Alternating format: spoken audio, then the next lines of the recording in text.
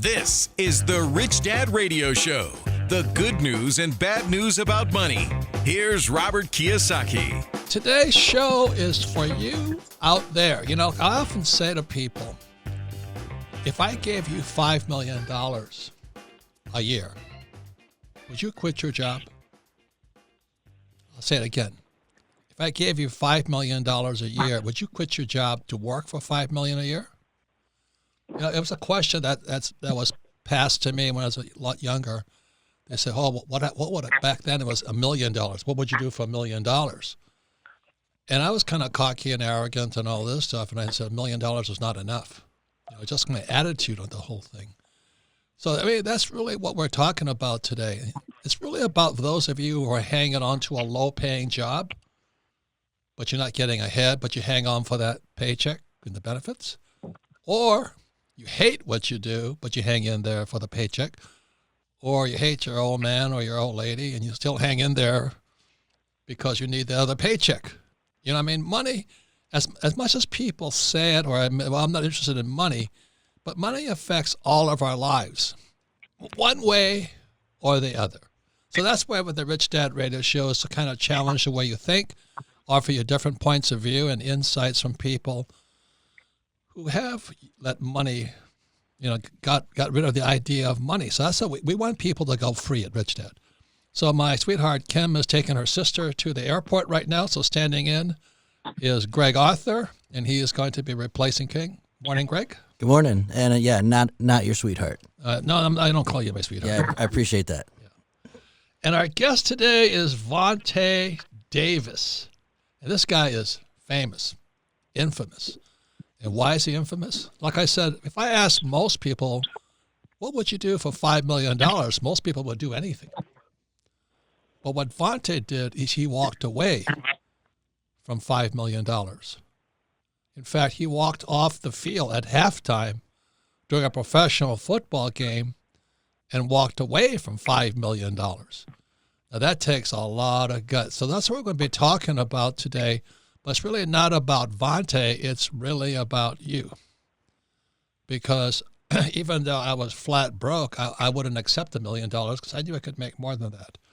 But other people would do anything for $1 million. But Vontae walked away from $5 million. So the question is really about you. What would you do? Would you hang in there for $5 million? Or would you walk off the field and become infamous? Greg, you know about what he did. What did Vontae do?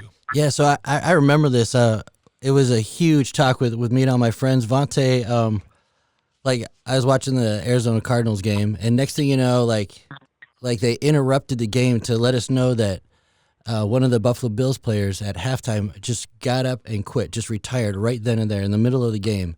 And we were all like totally confused, and all of a sudden rumors started flying everywhere like, what is this guy doing? He just gave up everything he worked for in his life.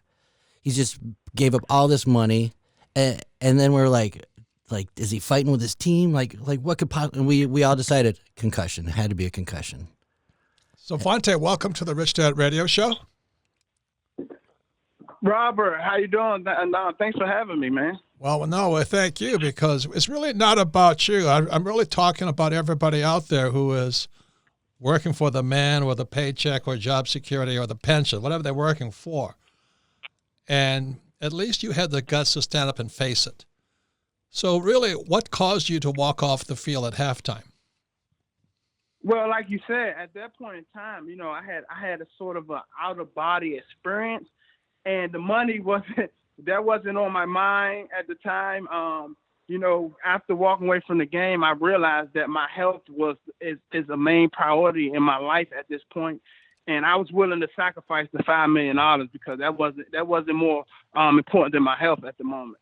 Because there's a lot of you know, things about concussions and long-term damage. The NFL covered it up for years and years and years. I had a really good personal friend. You know, I played rugby together, and I watched him die over 10 years. Because he could never get his brain back in his helmet, because he played for Dallas and he played for the Washington Redskins. He was all NFL pro. But I slowly watched him die.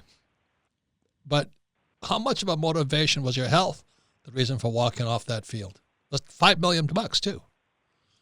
Yeah, I mean, there's no, like you said, there's no amount of money you can have or make to obviously put your health on the line. So, like you said, hearing a lot of these stories, CTE, and I mean, there's no amount of money that can bring back your health. So, health was, is very a motivating, came into a motivating reason why, obviously I left the game.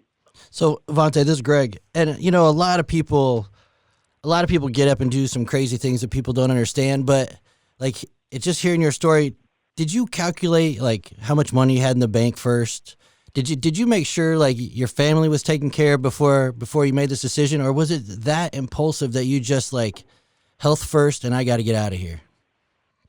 Well, I always knew when I like my fourth year in the league, I was always good with my money. So I conducted myself in the league every year of my career as if that year would stop, I would never get another paycheck. So I always was financially literate. I always was prepared. So I knew I would be able to lead the game whenever I wanted on my own terms. So money wasn't an issue to me. Like I said, it was majority of my health. I knew I'll be financially stable because I took care of my money when I was playing the game. I was very into, just saving. I saved over 80% of my money. So Jesus. I always knew I'll be prepared when I could leave the game of football. So for people who might hate their job right now, that would be step one. You got to plan your exit. Do you know what I mean? Yeah, absolutely, yeah. And that's the best thing I did when I was my third year. When I was a young guy, I used to obviously I was very in tune with my finances, and I believe that came from like reading books like Richest Man in Babylon, your book, The Rich Dad Poor Dad. That always encouraged me to obviously learn about money and know how money works and be able to use money as a resource to work for you. So you don't physically have to work for money all the time. Well, you learn well, Vontae. You learn well. All of you listening out there, get my book. Now, it's very good because what Kim and I decided to do when we got married was we set a goal of when we would retire. And a lot of people don't think about retirement until it's too late and they can't afford it. They don't have any money set aside. So our major priority was retire first. That's why our book was called Retire Young, Retire Rich. And most people don't think about retirement until sometimes it's too late. I think that's step one, number one here. But let's get back to football. How did you get into football? How did you start and all that? Well, I have an older brother. His name is Vontae Davis. Vernon, he also plays in the NFL. He's actually still playing. He plays for the Washington Redskins. So my brother, it was great having a brother in the household as well because he motivated me. I never really liked the football. I always liked the basketball. But being around my brother, he motivated me, and football became a game that I eventually started to love. And, I did it out of fun, and I realized I was good at it, that I was able to, to obviously make it to the NFL. Where did you grow up? I grew up in Washington, D.C. Oh, my God. And what college you go to play? I went to University of Illinois in Champaign, Urbana. Oh, good for you. Good for you. And then how was the transition from, let's say, college to pro? Oh, it was completely different. Your talent no longer gets you by in the professional level. You have to become a student of the game. I remember my first game, I almost retired then because I didn't think I belonged there. Was the transition from college football to professional football, was that big a difference? Yes, absolutely. Yeah. Absolutely. The level of ability goes to a whole different level in the National Football League. Jeez. And then what was your family background? Did you have a good family, bad family? I mean, because my roommate at school in New York was from Anacostia in the D.C. area. And he said he had to move out because it was too rough for him. The neighborhood, Yeah, no, absolutely. Yeah, I came from some very, unfortunate circumstances. Both my parents was addicted to drugs. So my grandmother, she came in and adopted me and my 6 other siblings. Jeez. It's 7 of us total. So, my grandma, it's people like my grandmother, who's there to who's there to change my life. Because if it wasn't for her, I probably wouldn't have known my siblings. We would probably have been splitting up in the foster care system. Well, I hope you're taking care of your grandma. That's a good point. No, absolutely, yeah, absolutely. She don't work anymore. She don't have to worry about nothing. Well, you give her a big hug for me. Would you do that? Yeah, will do. That woman's a saint, man. She's a saint. Amazing. Is she the reason that you valued education so much? We keep hearing about, especially athletes, football players, who they make a ton of money and then they retire and they're bankrupt. And it sounds like that is not your case. You made a ton of money, but you got yourself educated as well, so you were smart with it. Where did that need for the education come from? Yeah, I would say my grandmother, man. She always told us football was our choice to play. She would always say, if you don't have to play football, you could do anything else. She always told me that. And that always stuck with me. So that would made me always obviously interested in other things like money. I mean, money is a key component to living. Like if you don't understand money, you can't provide, you can't live comfortably, and you can't take care of your family. So I always knew that was a big thing to learn about was money. And you can't walk off the field if you don't have any money. You got to keep playing. Absolutely. So what message would you pass on to somebody listening right now who is thinking about, what the hell am I doing? I'm stuck in this job. I'm not making enough money, or I hate what I do. And what advice would you have for people today? Well, I would say don't be stuck in a job that you don't love doing. I mean, it's a lot of people that's stuck in a job that they don't love doing, but they will show up for the paycheck. I would be a lot more happier having a job that I love doing, making half the amount of money. Well, 2.5 ain't bad, Vontae. Come on, give me a break. When you get down to what I pay these guys, $2.50 an hour, then you complain. That's only funny to you, Robert. It's not funny to me. I mean. So anyway, so there's a book called The Middle School Rules of Vontae Davis by Sean Jensen, SeanJensen. What is that book about? Well, it's about lessons I've learned from my grandmother growing up in Washington, D.C., some of the obstacles I had to overcome, and the lessons that still stands with me to this day to make, obviously great decisions and make great choices in life. Because did you grow up in a pretty rough area? Yeah, a lot of my friends are either probably, incarcerated, or they're no longer living. So the neighborhood I grew up in was very, very rough neighborhood, drug inflicted, gang violence. And, me and my brother both was able to overcome those things and obviously continue to do good things in life as well. So let me ask you this. A lot of guys blame their environment. They blame the gang, the hood, their friends, and all this for them going down, taking the road to the left versus the road to the right. And, your book, Middle School Rules of Vontae Davis. What lessons do you want to pass on to young people, especially if they're trapped in the hood? Well, education, like you said, is key. I always educated myself, and I always, my grandmother always told me, you don't know what you don't know, Yep. So you have to always learn, and anything, I always ask questions. I'm willing to reach out to people if I don't know anything. I'm humble enough. I have enough humility to go out and ask people if I don't know anything. And I was always curious about learning new things. And I think that's a trait that I always had that kind of taught me throughout my life, is being willing to learn and listen to other people and humbling myself to ask questions. So Vontae, like in sports, you always have a coach, so you always have someone to ask, or a teammate. When it came to your money and learning about your finances, who did you have? Who was your financial coach, or who did you go to for advice?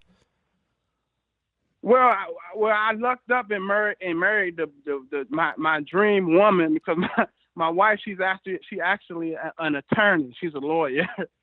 So any questions I had, even if it was like sitting down with financial advisors, I will always sit with 4 or 5 different financial advisors to obviously compare and contrast the differences between all of them. Good for and that you. was a Good skill. for you. That was a Good for yes, you. I'm sorry. No, it's good for you. It's Well, very smart. that's Ask what you different do. questions, be humble, ask.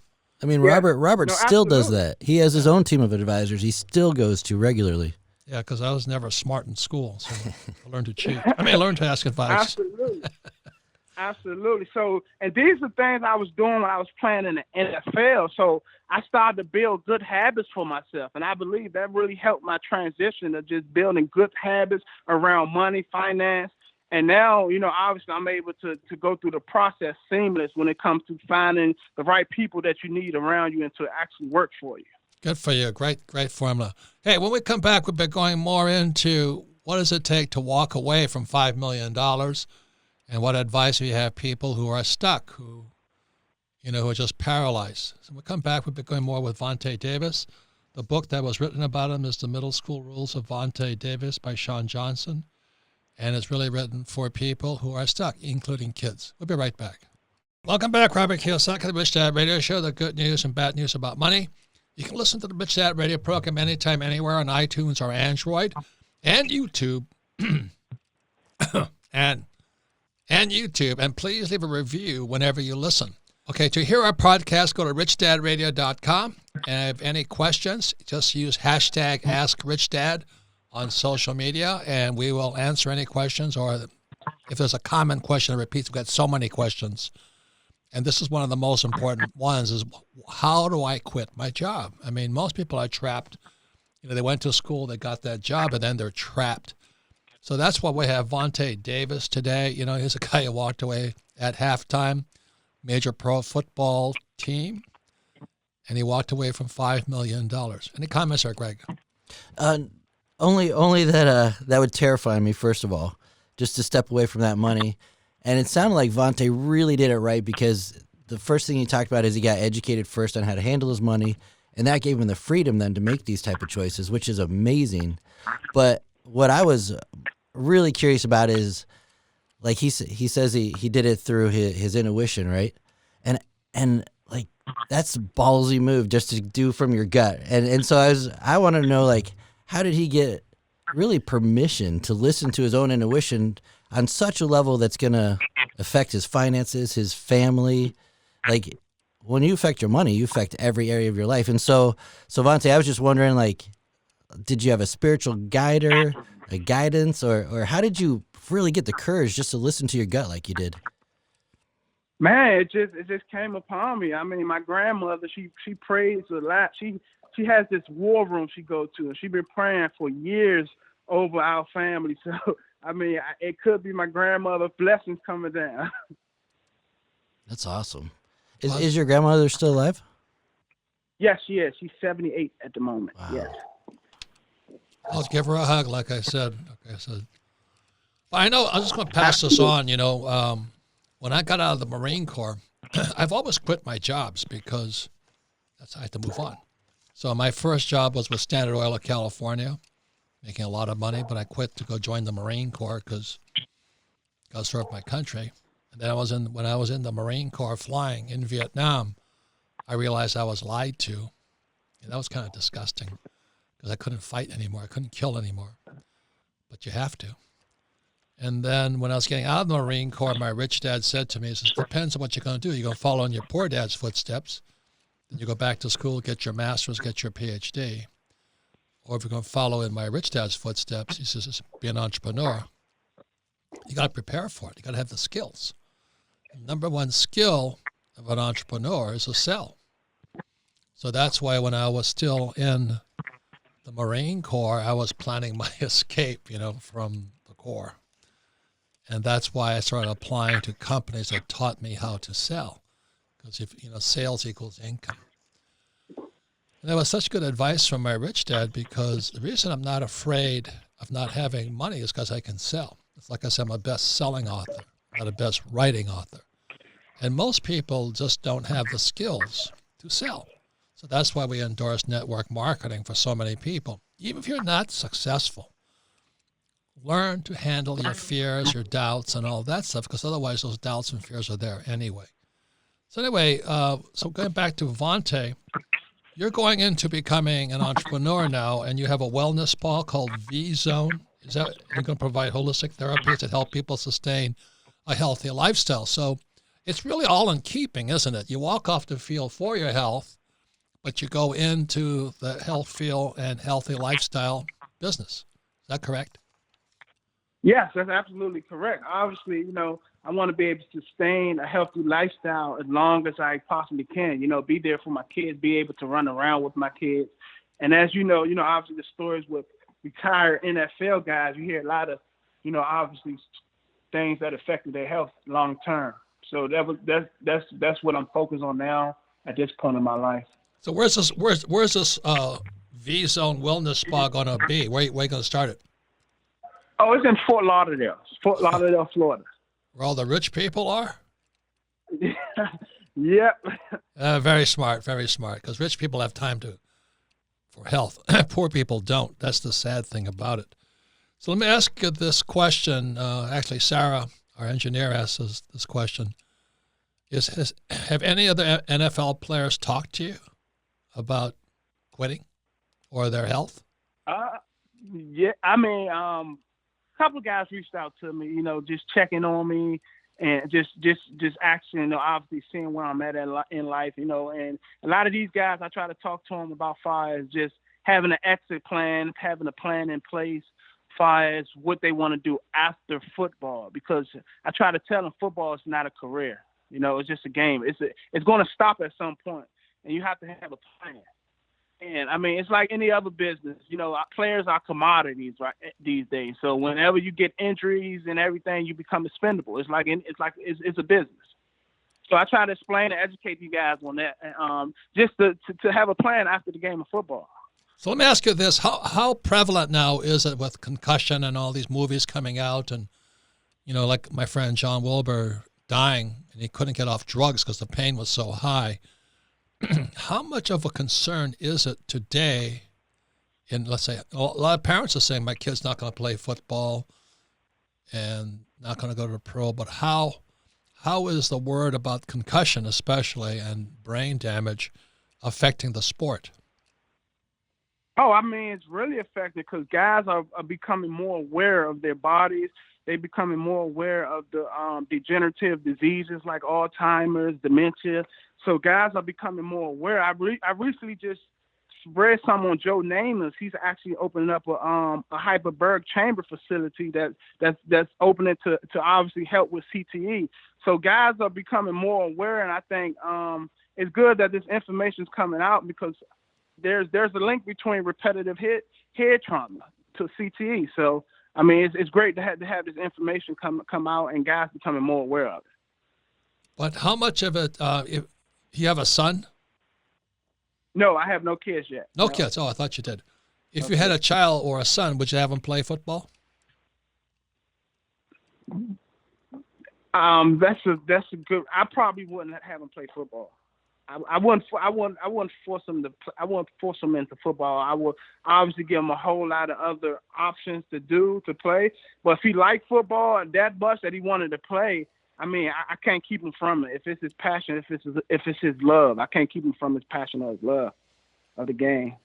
And is the league doing anything to help the concussion problem, or with equipment? Or I know they're calling the game tighter.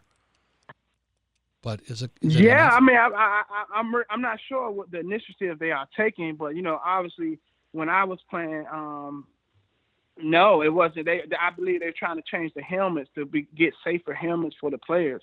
That's the last time I seen them trying to improve like the concussion protocol.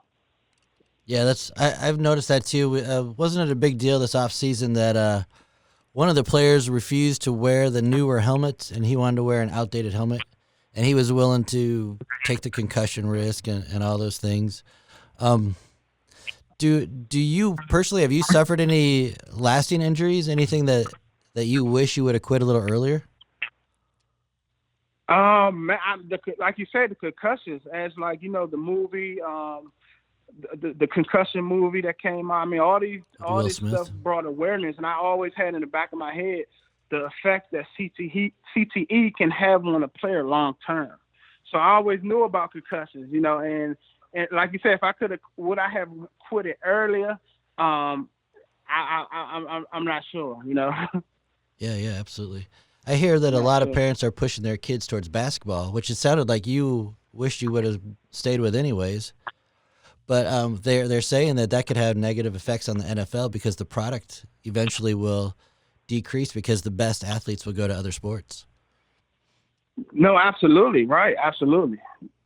So we're running out of time here. It's interesting talking to you. We're getting into sports and not money and preparation and all this other stuff. Because I know I have severe concussions in my head, but it's because I used to box like an idiot and I can't take a punch. So I've been knocked out so many times. But anyway, and I feel it today. My brain is just not there all the time. But it wasn't from football because I wasn't that aggressive a player in football anyway. But boxing, they go straight for your head or the body, and it's an interesting sport there too. So let me ask you this: what does the next year hold for you? When you're spreading the word, you're getting it out there, you're encouraging people to prepare for the exit to get out of the game as fast as possible, which is what we do at Rich Dad. Escape from the rat race as soon as you can. And then once you're out of the rat race, then keep doing what you love. It's not a matter of retiring, because I don't retire. I like what I do. So what final words would you have for people? You walked away from a $5 million a year profession. What final words would you have for people?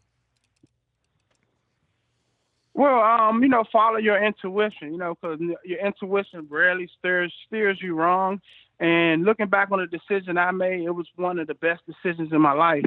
And because right now I'm able to obviously, set my family up, do things that's going to help me long term, like focus on my health and things that's going to make me continue to improve, just in general.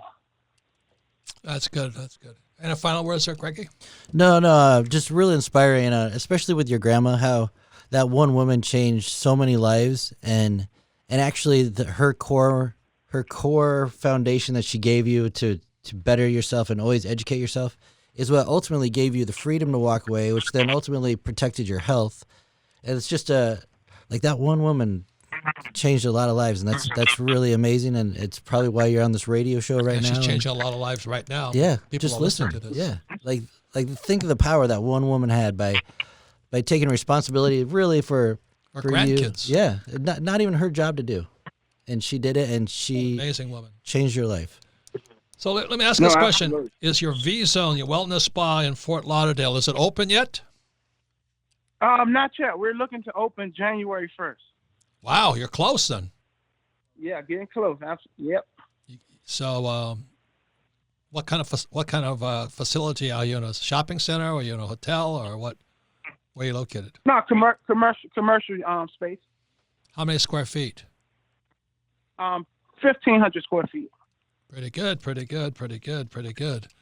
Well, anyway, I'm proud of you, my friend. You caused a lot of controversy. I didn't hear about it. Andrew Luck was also, Andrew Luck, I was surprised, walked off the field. And Andrew Luck, for those that may not know it, he's a Stanford guy. He's really, really smart and really, really good at quarterback. And he still walked out from the pro football scene. So it's an interesting time there, Vontae. Yeah, absolutely. I played with Andrew Luck. Like you said, he's a really bright guy. He's also very in tune with his body. Me knowing him as a person, I'm not too surprised. Andrew Luck, he's the type of guy that, he's very when he makes his decisions, he is very very, very, very, very stern decision. So I'm not too surprised him leaving the game either. He thought it through, right? What was that, Rob? You guys have really, because your physical health is your asset. And so right, absolutely. And so for you guys to say my asset is more important than the money, that's a pretty important statement. Yeah, for sure, absolutely.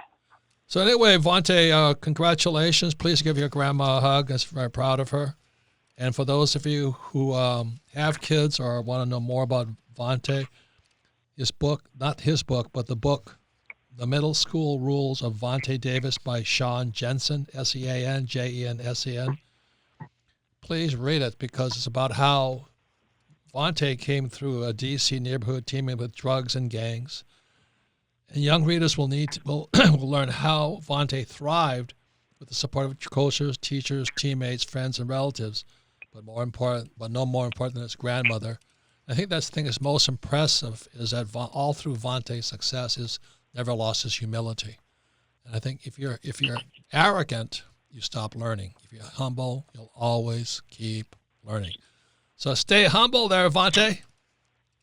Thanks, Rob. Appreciate it, man. Appreciate it. Final words, Greg? Just really nice to meet you, Vontae. I can't wait to tell everyone that I got to talk to you. It's a real honor. Thank you. You too, Greg, man. Thanks. Nice meeting you as well. Thank you. Take care.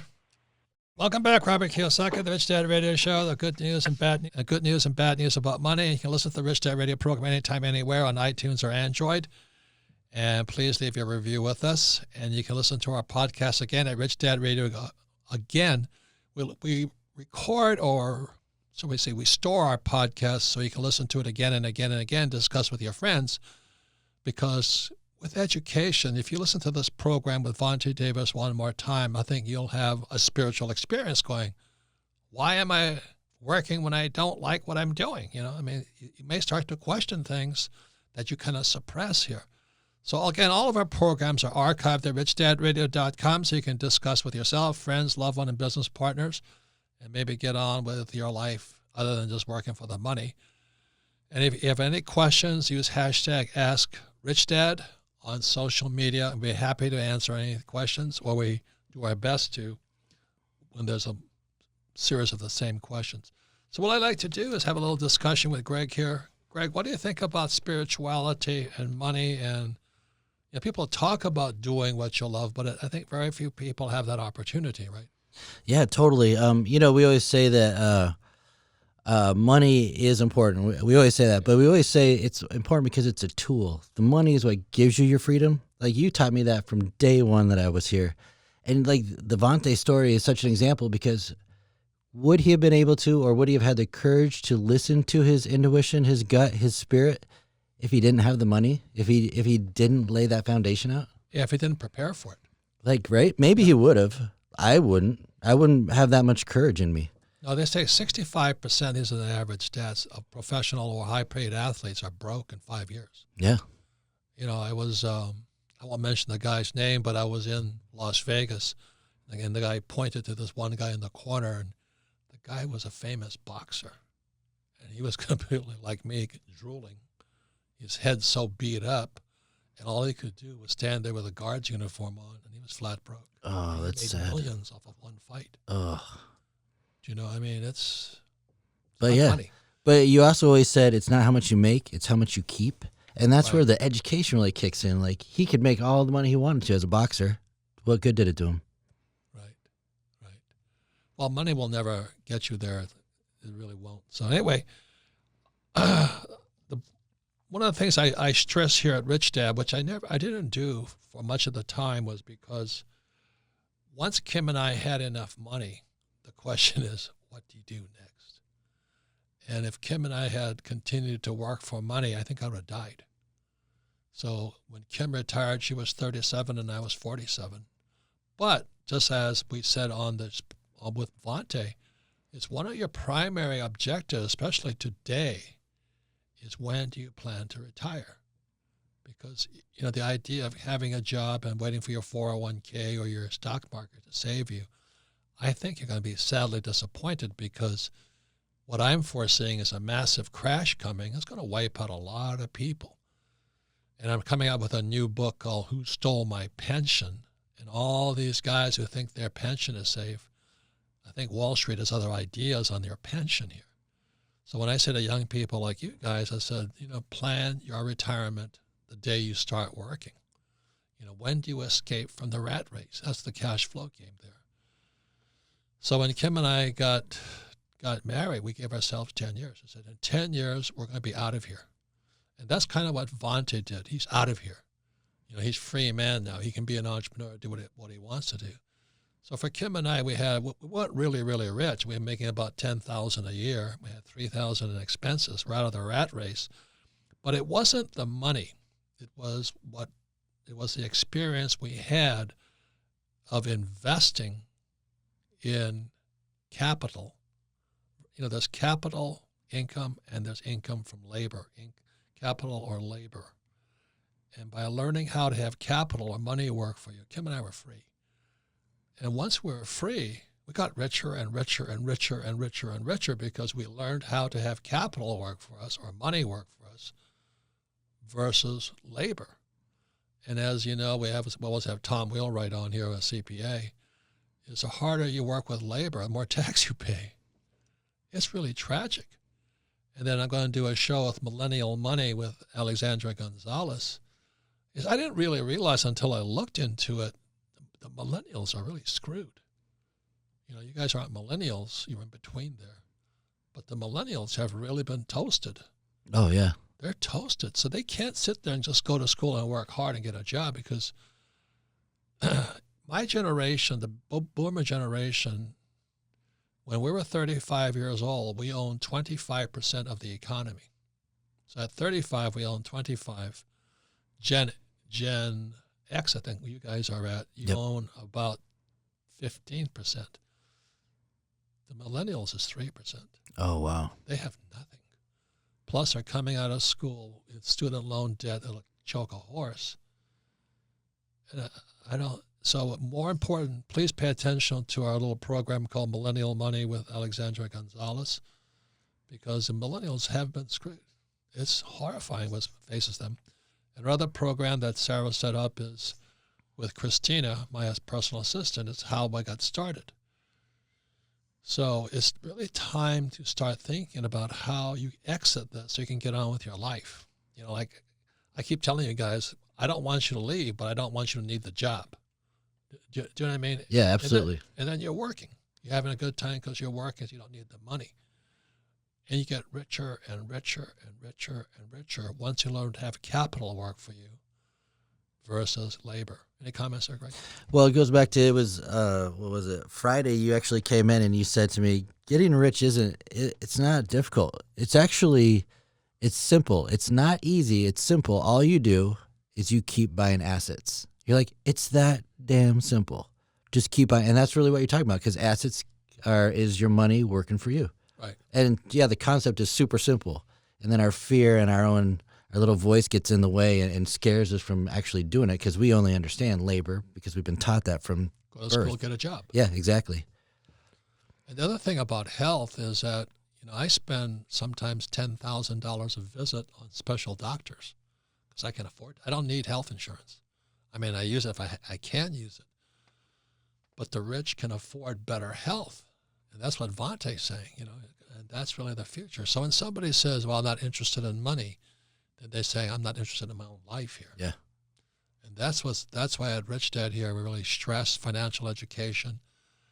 The stock market doesn't make any sense right now. I mean, how can you have quantitative easing, QE, which is counterfeiting money? They're just printing that crap. And then they ZERP it, zero interest rate policy, so you get paid nothing for your savings. And banks are going broke, insurance companies are going broke right now, but the rich are getting richer here. So we've never been here before. So nothing else, you know, I thank everybody for listening to Rich Dad Radio, and know that money is important. And I like to spend money, as you guys know, as much as anybody else. I like it. But money is very, very important for your health, wealth, and happiness. So again, I want to thank Vontae Davis. The book is The Middle School Rules of Vontae Davis by Sean Jensen. And his new spa opening up is called V-Zone in Fort Lauderdale, Florida. Thank you, Greg. Thank you, Sarah. Thank you.